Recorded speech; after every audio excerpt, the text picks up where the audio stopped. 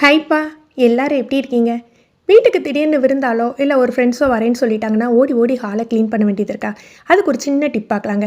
இந்த டிப்பு பார்த்தீங்கன்னா, நம்ம வீட்டில் பொதுவாக வந்து ஹாலு, ரூமு, கிச்சன் இந்த மாதிரி இருக்கையில் நம்ம யூஸ் பண்ணுற அந்த ஹால், லிவிங் ரூம் இருக்குது பார்த்தீங்களா, அதில் மட்டும் நீங்கள் பொருட்களை ரொம்ப கம்மியாக வச்சுக்கோங்க.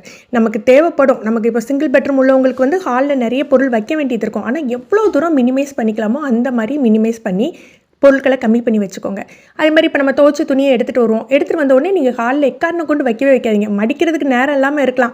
நீங்கள் ரூமில் கொண்டு வச்சுடுங்க. ரூமில் கொண்டு வச்சுட்டு அப்புறமா ஃப்ரீ டைமில் மடிங்க. இந்த மாதிரி பண்ணலாம். இல்லை வந்து உங்களுக்கு ஏதாவது ஒரு திங்ஸ் கடையிலேருந்து பர்ச்சேஸ் பண்ணிட்டு வரீங்க அப்படின்னா, உடனே அவசரமாக என்ன பண்ணுவோம், ஹாலில் வச்சுட்டு நம்ம கிச்சனுக்கு போய்டுவோம், இல்லை ரூமுக்கு போய்டுவோம். அந்த மாதிரி போகாதீங்க. அதை மறக்காமல் கொண்டு கிச்சனில் வைங்க. உடனே நமக்கு பிரித்து அடுக்க முடியாட்டாலும் பரவாயில்ல, அது ஹாலில் வைக்காமல் எடுத்து வச்சுக்கிட்டிங்கன்னா, இந்த மாதிரி ஒவ்வொரு சின்ன சின்ன வேலை பண்ணையில் அந்த இடம் கொஞ்சம் க்ளீனாக இருக்க மாதிரி இருக்கும். ஹாலை மட்டும் நம்ம க்ளீனாக வச்சுக்கிட்டாலே போதுங்க.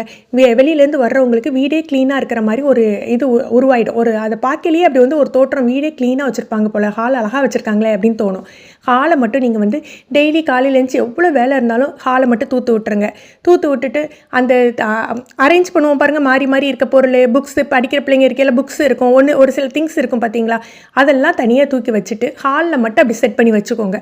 யார் விருந்தாலும் திடீர்னு வந்தாலும் எந்த கவலையும் பட வேண்டாங்க.